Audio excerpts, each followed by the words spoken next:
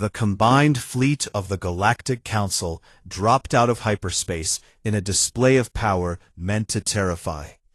2,000 warships from 16 different species, representing the greatest military force ever assembled in galactic history. Battleships the size of small moons, cruisers bristling with weapons, carriers launching swarms of fighters that darkened the stars. Supreme Commander Vorteth of the Krethian Empire surveyed the formation from his command throne. He was ancient by his species' standards, a warrior who had been fighting before humanity's ancestors climbed down from the trees. He had crushed rebellions that lasted centuries, broken species that thought themselves invincible, and he had never once retreated from battle. "Report," he clicked, his mandibles clacking with authority. "All ships in position, Supreme Commander. We are detecting the human fleet near their third planet." "How many vessels?" "Approximately 100, Commander. They appear to be forming a defensive line." Vorteth made a sound that was his species' equivalent of laughter. 100 ships against 2,000. They truly are insane. He rose from his throne and addressed the combined fleet through the communication network. "All commanders, hear me. We are not here merely to defeat the humans. We are here to make an example of them. Destroy their fleet, bombard their colonies, and do not stop until they beg for mercy." The fleet began its advance, confident in its overwhelming superiority. After all, how could 100 ships possibly stand against 2,000? But as they moved deeper into the solar system, things began to go wrong. First, several supply ships reported engine failures. Then, communication relays started malfunctioning. Then, navigation data became increasingly unreliable.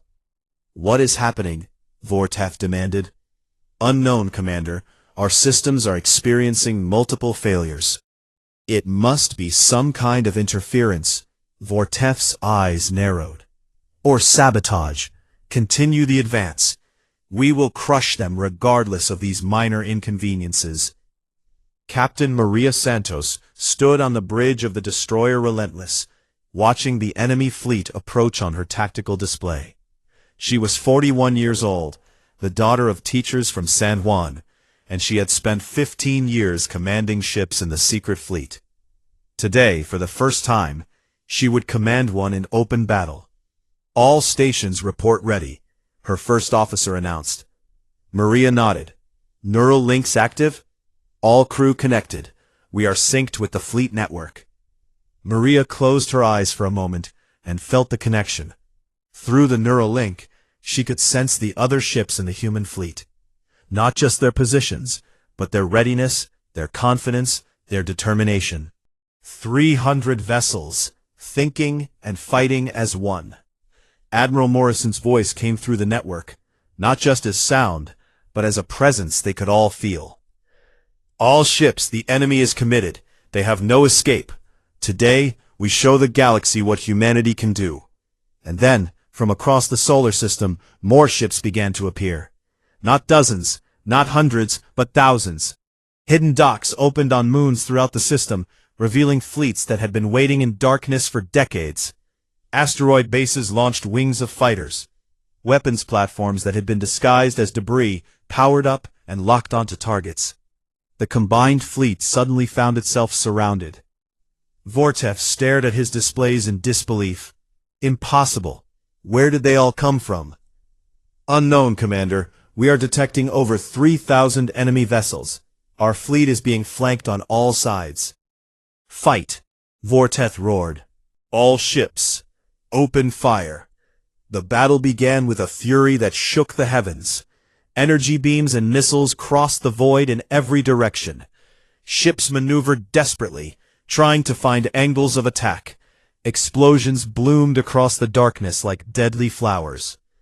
But from the start, it was clear that something was wrong. Council ships fired at targets that were no longer there, their weapons guided by sensors that had been quietly corrupted. Meanwhile, human weapons struck with impossible precision, hitting weak points that should have been secret. Maria guided the Relentless through the chaos with smooth confidence. Her neural link let her see through the eyes of her crew, feel the ship's systems as if they were extensions of her own body. She knew where enemies would be before they arrived, anticipated their maneuvers before they made them. Railgun battery, fire, she ordered, and 3 council cruisers vanished in flashes of superheated metal. Around her, the human fleet moved like a single organism. Where council ships fought as individuals, confused and uncoordinated, human vessels supported each other with perfect timing. When one ship was threatened, others moved to protect it. When an opportunity appeared, multiple ships exploited it simultaneously. Sergeant Lucy Chen led her Marine squad through the corridors of a crippled council battleship. They had boarded through a breach in the hull, moving with careful precision through the alien architecture. Lucy was 25, young for a squad leader, but she had trained for boarding actions since she was 18. "Contact ahead," her point man whispered through the comm. Lucy signaled her squad to halt. Through the smoke and flickering lights, she could see Velthari soldiers forming a defensive line. They were wounded, frightened, but still ready to fight. Lucy made a decision. She stepped out from cover, her weapon lowered. "We are not here to kill you," she called out in the Velthari language she had spent years learning. "Your ship is lost, your fleet is being destroyed. But you do not have to die today. Surrender, and you will be treated with honor." The Velthari soldiers stared at her in confusion. This was not how enemies behaved. This was not how the galaxy worked. Their leader, an older officer with burns across half his face, slowly lowered his weapon. "Why?" he asked. "Why would you show mercy? We came to destroy your world." Lucy met his eyes. "Because killing you would not make us safer. It would only make us monsters. We are fighting for survival, not for revenge." One by one, the Velthari soldiers lowered their weapons.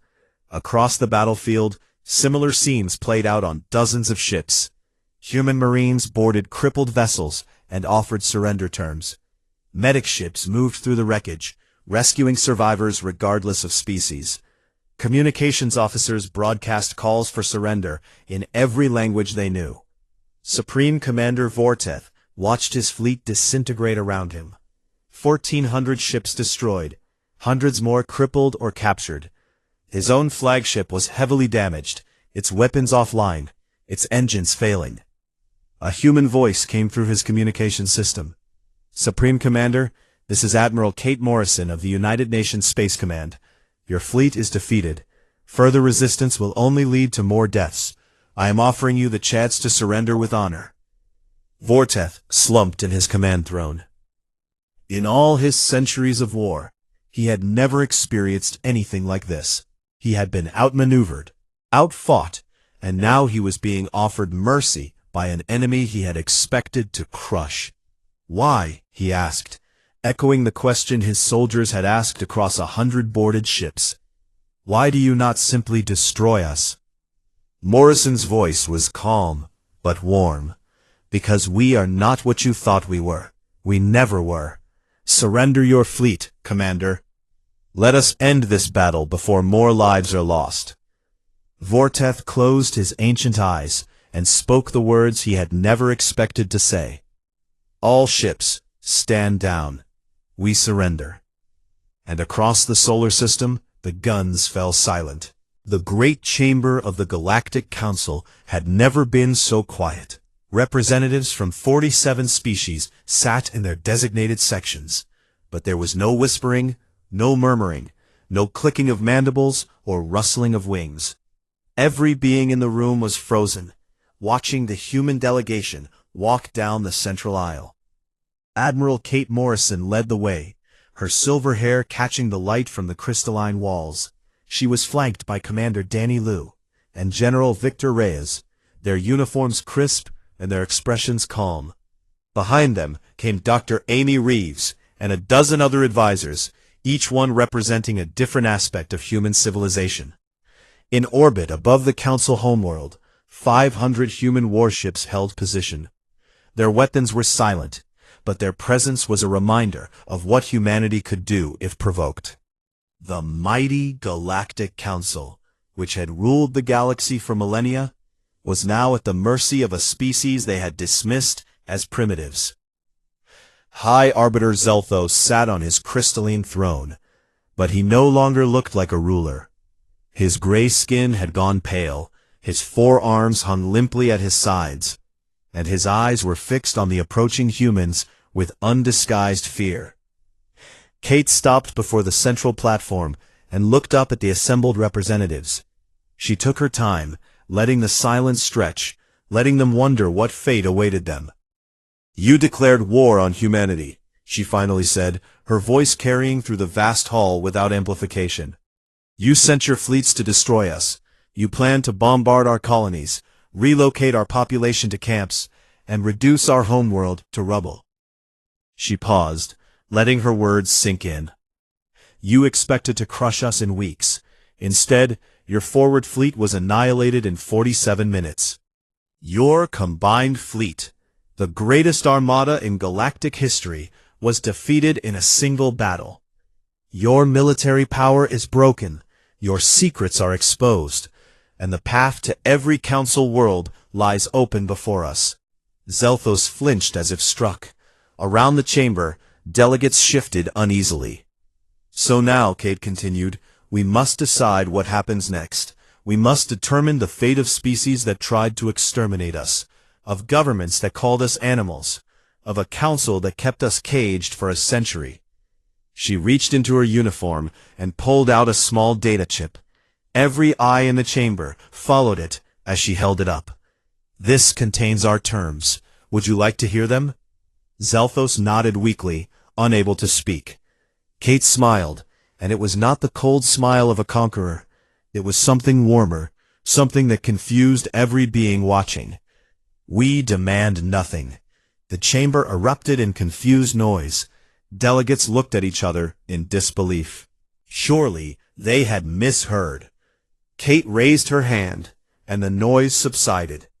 "We are not here to conquer. We are not here to enslave. We are not here to take revenge. We are here to offer you something you never offered us.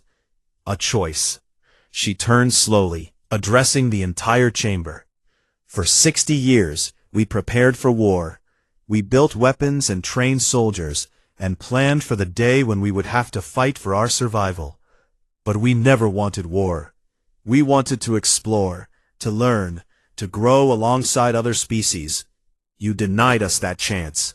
You locked us in a cage and told us to be grateful." Her voice softened, but carried no less weight. "So we prepared in secret, not to dominate the galaxy, but to ensure that when this day came, we would be strong enough to be free. And now we are free.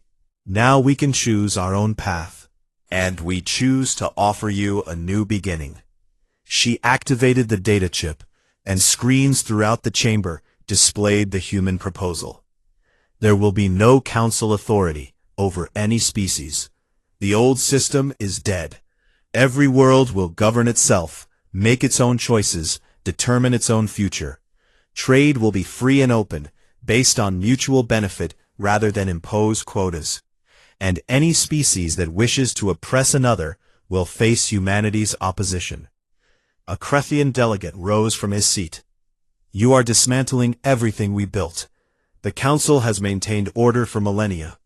The Council has maintained control," Kate corrected gently. "There is a difference. You called it order, but it was a system where the strong dominated the weak, where young species were kept in cages, where anyone who challenged your authority was crushed. Is that really worth preserving?" The delegate had no answer. Another representative, a small furry being from a species that had joined the council only a few centuries ago, stood hesitantly. "What do you offer in its place?" Kate turned to him with genuine warmth. "A true alliance, not one based on fear and hierarchy, but on mutual respect and cooperation. Humanity will help any world that asks. We will defend any species threatened with extinction. We will share our technology freely with those who want it." She spread her arms wide.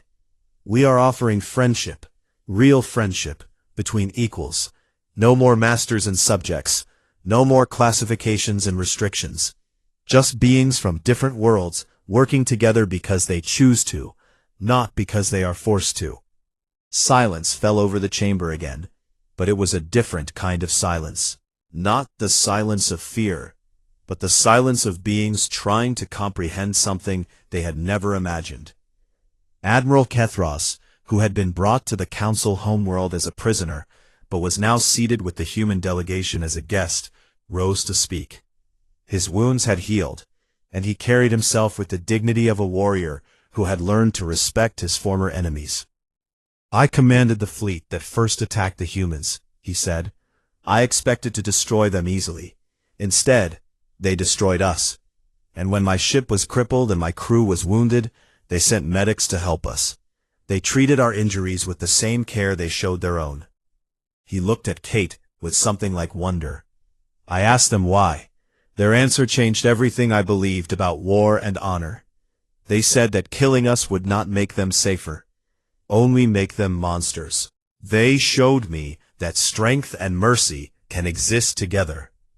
He turned to address his fellow council members. I have spent the past weeks learning about humanity. They are not the primitives we thought they were. They are not the animals we called them. They are a species that has been through terrible wars and learned from them, a species that values both strength and compassion. He straightened his shoulders. I believe their offer is genuine. I recommend we accept it. Slowly, hesitantly, other delegates began to nod. They had seen the recordings of human Marines offering mercy to defeated enemies. They had heard reports of medical ships saving lives regardless of species. They had watched a conqueror offer freedom instead of chains. High Arbiter Zelphos finally found his voice. And if we refuse, if we reject your offer? Kate met his eyes. Then we will leave. We will return to our own space and build our own future. We will not force you to accept our friendship. That would make us no better than you were. She smiled gently. But I do not think you will refuse. I think you know deep down that the old way was wrong. I think many of you have waited your whole lives for someone to stand up and say that there must be a better way. One by one, the delegates voted to accept humanity's terms. The old council dissolved, and in its place, a new alliance began to form. 1 year later, Kate Morrison stood on the observation deck of a space station built through the cooperation of 12 species. Beside her stood Kethros, now an ambassador dedicated to building bridges between old enemies. I still do not fully understand you humans, he admitted. Kate laughed softly. Neither do we, most of the time. But we know one thing. The galaxy is better when we work together than when we fight each other. She looked out at the stars, at ships from a dozen species moving in peaceful commerce, at construction crews building something new. When you declared war on us, I said finally. Do you know why? Not because I wanted to fight, because I was tired of waiting, tired of hiding, tired of pretending to be less than we are. She turned to face him, and her eyes were bright with hope. Now we do not have to pretend anymore. Now we can show the galaxy who humanity really is. Not the monsters you feared, just people who refuse to give up. The stars stretched out before them, full of possibility, as humanity and its new allies took their first steps into a future they would build together. 3 days after the battle, Admiral Kate Morrison sat in her private quarters aboard the command station orbiting Earth. The room was simple, almost austere, with few decorations, except for a single photograph on her desk, showing a young woman in a diplomatic uniform smiling at the camera. That woman was her grandmother, Helen Morrison, taken on the day she left for the first contact mission. Dr. Amy Reeves sat across from her, a tablet in her hands, displaying intercepted council communications. Amy was humanity's chief expert on alien cultures, a brilliant xenoanthropologist who had spent her career studying species that did not know they were being studied. "They still do not understand," Amy said, scrolling through the reports. "The council leadership believes the Battle of Jupiter was a fluke. They think we somehow got lucky, that we cannot possibly have more surprises waiting." Kate smiled without humor. "What are they planning? They are sending the combined fleet. Every warship they can spare from every member species. Preliminary estimates suggest over 2,000 vessels." "Good," Kate said quietly. "Let them commit everything." Amy looked up from her tablet. "Admiral, may I ask you something personal?" Kate nodded. "How long have you known this day would come? How long have you been preparing?" Kate was silent for a moment, her eyes drifting to the photograph on her desk. When she spoke, her voice carried the weight of decades. "My grandmother was 23 years old when she joined the first contact team. She was a junior diplomat, full of dreams about humanity joining a community of peaceful species. She had studied languages her entire life, hoping to one day speak with beings from other worlds." Kate stood and walked to the window, looking out at the stars. "The council welcomed our delegation with what we thought was open arms. They showed us wonders beyond our imagination, technologies that seemed like magic, civilizations that had existed for millions of years, and my grandmother believed, truly believed, that we were about to enter a golden age." Her hands tightened on the window frame. "Then they showed us the treaty. It declared humanity a Class 7 species, the lowest classification in their system. It restricted us to our home system permanently. It required us to submit to council observers who would monitor our development and ensure we never became a threat. And it made clear that any violation would be met with immediate and overwhelming force." "What did the delegation do?" Amy asked softly. "They argued. They pleaded. They tried to negotiate. And the council laughed at them. The Velthari admiral called us clever animals playing at civilization. The Krethian delegates suggested we should be grateful they were not simply sterilizing our planet. And the High Arbiter told my grandmother, to her face, that humanity would never amount to anything." Kate turned back to face Amy. "My grandmother came home from that meeting a changed woman. The idealist who had left Earth never returned. In her place was someone who understood exactly what we were facing." She returned to her desk and activated a hidden panel, revealing a wall of files and documents that stretched back decades. She started the first cell within a month. 12 people, all of them diplomats and scientists, who had witnessed the council's contempt firsthand. They called themselves the Prometheus Group, named after the Titan who brought fire to humanity against the will of the gods. "I have heard rumors of Prometheus, but I always thought it was a myth." "That was intentional," Kate replied. "Prometheus operated in absolute secrecy. They recruited slowly and carefully, bringing in only those who could be trusted completely. They established hidden research facilities, secret training programs, and most importantly, they developed the technology we would need to fight back." She pulled out a thick folder marked with classification stamps that Amy had never seen before. Within 10 years, Prometheus had cells in every major government on Earth. Within 20 years, they had built the first hidden shipyard. Within 30 years, they had developed weapons that surpassed council technology in every meaningful way. "And no one ever discovered them?" Amy asked in disbelief. Kate shook her head. "The council's observers were arrogant. They believed we were incapable of deceiving them. They watched our official military and laughed at our primitive weapons. They monitored our public research and mocked our slow progress. They never thought to look deeper." She leaned forward, her eyes intense.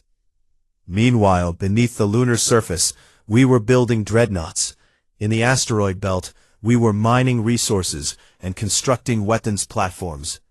On Mars, we were training soldiers in facilities that did not officially exist. And through it all, We smiled at the Council's observers and pretended to be the simple primitives they expected us to be. A notification chimed on Kate's console. She glanced at it, and her expression darkened. Speaking of our preparations, I need to show you something.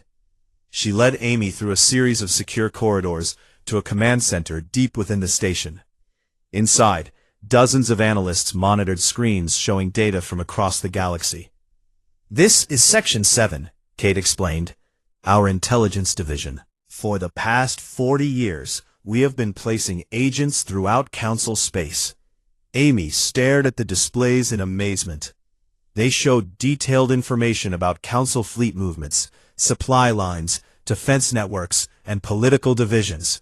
Information that should have been impossible for humanity to obtain. How? She breathed. Patience, Kate replied. Some of our agents have been in place for decades. They started as low-level workers, cleaners and cargo handlers and maintenance technicians. They learned the languages, adapted to the cultures, and slowly worked their way into positions of trust. Now they are everywhere. She pointed to one screen showing a complex diagram. The Council's main defense grid has 17 vulnerabilities that we created. Their supply lines pass through systems where our people control key facilities. Their communication networks have back doors that we installed 20 years ago and they have never discovered. Amy shook her head slowly. This is incredible. All of this, hidden for so long. 60 years, Kate confirmed. 60 years of playing weak while building strength. 60 years of smiling at those who called us animals while preparing to show them exactly what humans can do. A senior analyst approached. Admiral, the combined fleet has finished assembling. They are preparing to move towards Sol's system. Kate nodded. Good. Activate our assets in their supply chain. Nothing dramatic, just enough to slow them down and create confusion. She turned back to Amy. The Council thinks this war will be a simple matter of overwhelming force. They have more ships, more resources, more experience. By every measure they know, they should win easily. Her smile was cold and satisfied. But they are fighting blind. Their intelligence is compromised, their logistics are sabotaged, and their enemy knows more about them than they know about themselves. They declared war on humanity because they thought we were weak. She looked out at the stars, at the galaxy that had tried to keep humanity caged. They are about to learn how wrong they were. Admiral Kethros of the Valthari Empire stood on the bridge of his flagship, the Eternal Dominion, watching the stars streak past as his fleet traveled through hyperspace. He was a veteran of 14 campaigns, a decorated warrior who had crushed rebellions on dozens of worlds, and he had never known defeat. 300 warships followed behind him, each one carrying enough firepower to level a continent. This was the Council's forward fleet, the tip of the spear, sent to break human resistance before the main force even arrived. Kethros expected the mission to take perhaps a week, maybe 2, if the humans were foolish enough to fight. Admiral, his sensor officer called out, "We will exit hyperspace in 5 minutes." Kethros nodded slowly. Good. Signal all ships to take standard attack formation. I want weapons hot the moment we arrive. Around him, his crew moved with practiced efficiency. They were professionals, the best the Valthari had to offer, and they had absolute confidence in their superiority. After all, the Council had defeated every species that had ever challenged them. Why would these primitive humans be any different? The fleet dropped out of hyperspace at the edge of the human solar system, and for a moment, everything seemed normal. The stars held steady, the sensors showed no immediate threats, and the distant sun burned with quiet indifference. "Report," Kethros demanded. "Scanning the system now, Admiral. I am detecting the human defense fleet holding position near their 4th planet." Kethros allowed himself a thin smile. "How many ships?" "Approximately 50 vessels, Admiral. Mostly light cruisers and patrol craft, nothing that could threaten us." "Just as intelligence predicted," Kethros said with satisfaction. They have nothing. All ships, advance in formation. We will crush their little fleet and then move on to their homeworld. The Velthari fleet began its approach, moving in the standard Council attack pattern that had worked so well for thousands of years. Large battleships in the center, cruisers on the flanks, destroyers screening for any surprise attacks. It was a formation designed to overwhelm any enemy through sheer firepower. What Kethros did not know, what his sensors could not detect, was that thousands of devices were hidden throughout the approach corridor. They were small, barely larger than a human fist, coated in materials that absorbed every form of radiation the Council knew how to detect. They had been placed there over the course of decades, one, by ships disguised as comets and asteroids. Lieutenant Commander Sam Ortega sat in the weapons bay of the carrier Defiance, watching the enemy fleet appear on his tactical display. He was 28 years old, born on a mining colony in the asteroid belt, and he had spent his entire adult life training for this moment. His hands were steady on the controls, his breathing was calm and measured. Beside him, his weapons team monitored their systems with quiet intensity. Enemy fleet entering the outer marker, the sensor operator reported. Admiral Morrison's voice came through the fleet-wide channel, clear and confident. All ships, hold your positions. Do not engage until my command. Let them come to us. Sam watched the red markers advance across his display. 300 enemy warships, each one larger and more heavily armed than anything humanity had officially built. Any reasonable observer would say the human fleet had no chance. But Sam knew better. He had seen the weapons tests. He had watched railgun rounds, traveling at 1/10 the speed of light, punch through simulated Council shields like they were made of paper. He had trained in the neural link systems that would let the human fleet fight as a single coordinated organism. The Velthari fleet passed the first hidden marker, then the second. They were deep in the trap now, surrounded by weapons they could not see. On the bridge of the Dominion, Kethros frowned at his display. Why are they not moving? Why are they just sitting there? Perhaps they are hoping to negotiate, Admiral, his second officer suggested. Fools, Kethros snorted. All ships, increase speed. Let us end this quickly. The fleet pushed forward, eager for battle, completely unaware of the death that surrounded them.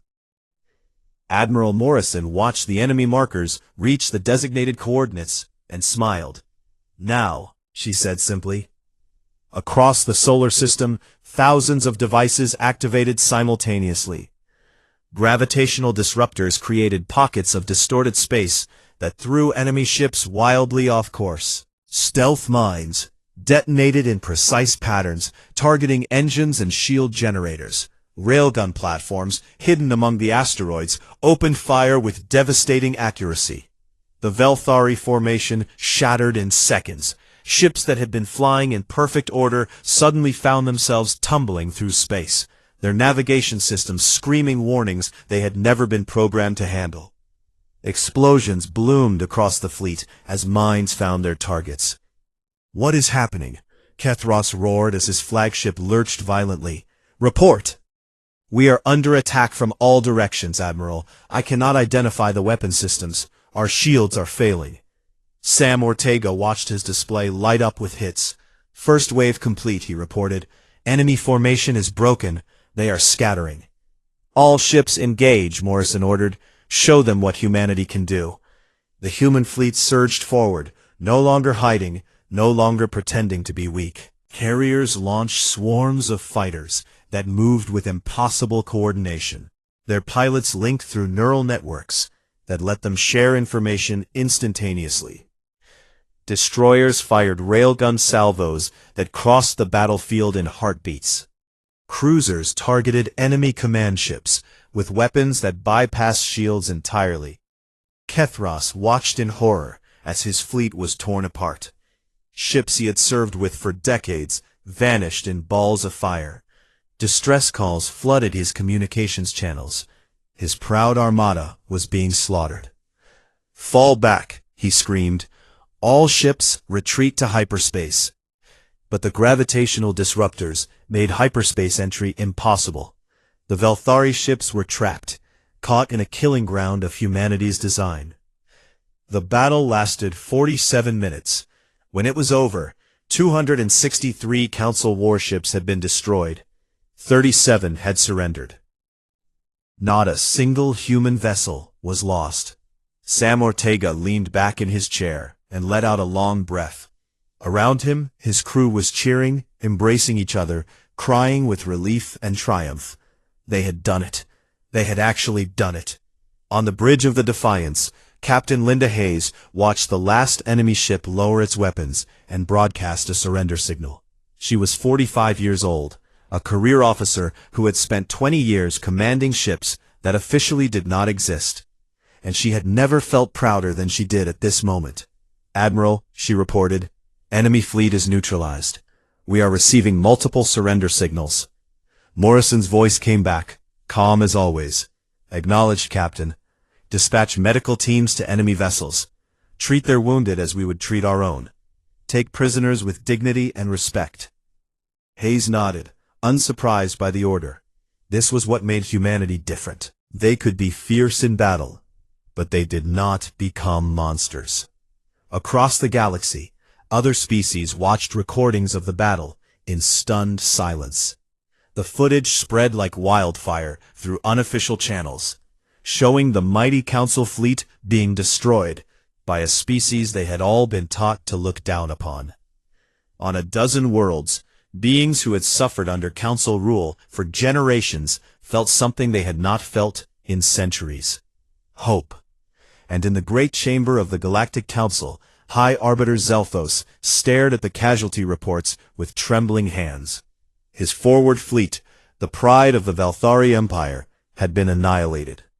The humans had not just won, they had made it look easy. "How?" he whispered. "How is this possible?" No one had an answer, but deep in their hearts, the Council leaders were beginning to realize that they had made a terrible mistake. The great chamber of the Galactic Council stretched for miles in every direction, its walls made of living crystal that pulsed with soft blue light. Representatives from 47 species sat in their designated sections, their bodies ranging from towering insectoid forms to small furry creatures that barely reached 3 feet tall. The air itself hummed with translation devices working overtime to convert thousands of languages into something each species could understand. High Arbiter Zelphos rose from his throne at the center of the chamber, his forearms spread wide in the traditional gesture of authority. His gray skin shimmered under the lights as he looked out at the assembled delegates with cold satisfaction. This was a moment he had waited for, since humanity first stumbled into known space nearly a century ago. "The Council has reached a decision," he announced, his deep voice carrying through the massive hall. "After careful consideration of all evidence presented, we find the species known as humans guilty of the following crimes against galactic order." He paused for effect, watching the screens around the chamber display images of human ships, human colonies, and human soldiers. First, unauthorized expansion into protected sectors. Second, refusal to submit to Council inspection of military facilities. Third, development of weapons technology that violates 17 different treaties. And fourth, continued resistance to cultural integration programs designed to civilize their primitive society. Murmurs spread through the chamber as delegates whispered to each other. The Krethians clicked their mandibles in approval, while the Velthari admirals nodded with grim satisfaction. Only a few species, the younger ones who had joined the Council more recently, seemed uncertain. Therefore, Zelphos continued, his voice rising, the Galactic Council hereby declares total war upon humanity. All human vessels are to be destroyed on sight. All human colonies are to be occupied and their populations relocated to designated containment zones. The human homeworld, Earth, is to be blockaded until unconditional surrender is achieved. He slammed his staff against the floor, the sound echoing like thunder. Let this serve as a lesson to any species that believes it can challenge Council authority. The vote was unanimous. The war begins immediately. Across the galaxy, on a small blue planet that the Council had always dismissed as insignificant, Admiral Kate Morrison stood in the war room of the United Nations Space Command headquarters. She was 62 years old, her silver hair cut short in a practical military style, her uniform decorated with medals from conflicts that officially never happened. Around her stood the Joint Chiefs of every major nation on Earth, their faces tense as they watched the live transmission from the Council chamber. Commander Danny Liu, her aide of 15 years, stood at her right side. He was a calm and steady presence, a man who had proven himself in dozens of classified operations. To her left stood General Victor Reyes, commander of ground forces, his scarred face unreadable as always. The transmission ended with Zelthos raising his staff in triumph, and the war room fell into heavy silence. "Admiral," Danny said quietly, "what are your orders?" Kate Morrison did not answer immediately. Instead, she walked slowly to the main display screen, her boots clicking against the polished floor. She looked at the map of known space, at the red markers showing Council fleet positions, at the blue dots representing humanity's official and very small defense force. Then she smiled. It was not a warm smile. It was the smile of a chess player who had just watched her opponent walk into a trap, 60 years in the making. "Finally," she said, and the word carried a weight that made everyone in the room straighten their spines. She turned to face her command staff, and her eyes were sharp as steel. "Ladies and gentlemen, today marks the end of the longest and most successful deception in human history. For 60 years, we have played the role of the weak and primitive species. We have let the Council's observers see only what we wanted them to see. We have hidden our true capabilities in places they never thought to look." She pressed a button on the console, and the display changed. Instead of the small fleet the Council knew about, thousands of green markers appeared throughout the solar system. Hidden bases in the asteroid belt, secret shipyards beneath the surfaces of moons, weapons platforms disguised as mining operations. "Activate Protocol Prometheus," she ordered. "All reserve fleets are to launch immediately. All planetary defense systems are to go to full readiness. And send a message to our friends in the outer colonies." General Reyes stepped forward. "Admiral, the Council fleet is already mobilizing. Our intelligence suggests they will reach Sol System within 72 hours. "I know," Kate replied calmly. "I am counting on it." Danny looked at her with a mixture of awe and concern. "You really have been planning for this." Kate walked to the window and looked out at the night sky. Somewhere out there, the largest military force in galactic history was preparing to crush humanity. They expected fear, panic, desperate negotiations. They had no idea what was coming. "My grandmother was on the first contact team," she said quietly. "She was 23 years old, full of hope and wonder. She believed we were about to join a community of enlightened species. Instead, she watched them laugh at us. She heard them call us animals, primitives, a species too violent and dangerous to ever be trusted." She turned back to her officers. "They drew a border around our solar system and told us we could never leave. They stationed observers on our planet to make sure we stayed obedient, and they told us to be grateful that they were letting us live at all." Her hands clenched into fists. "My grandmother came home from that meeting and started planning. She recruited others who understood what we were facing. They created the first hidden research facilities, the first secret training programs, and when she died, 30 years ago, she passed that mission to me." She walked back to the command console and began entering authorization codes. Every president, every prime minister, every leader of every nation on Earth has known about this. For the first time in our history, humanity has been truly united in a single purpose, to prepare for this day. Deep beneath the lunar surface, massive doors that had remained sealed for decades began to grind open. Lights flickered on in vast hangars, where ships of war had waited patiently in the darkness. Crews who had trained in secret for their entire careers rushed to their stations with disciplined precision. On Mars, underground cities that the Council never detected came alive with activity. Soldiers checked their weapons and said goodbye to their families. Engineers ran final diagnostics on systems designed to counter every known Council technology. In the asteroid belt, mining vessels dropped their disguises and revealed themselves as heavily armed warships. Commanders who had pretended to be simple miners for years finally spoke their true ranks over secure channels. And in orbit around Earth, satellites that the Council had dismissed as primitive communication relays began transmitting encrypted signals across the solar system, coordinating the largest military mobilization in human history. Admiral Kate Morrison watched the displays light up with activity, watched 60 years of preparation finally spring into action. They wanted a war, she said to her officers.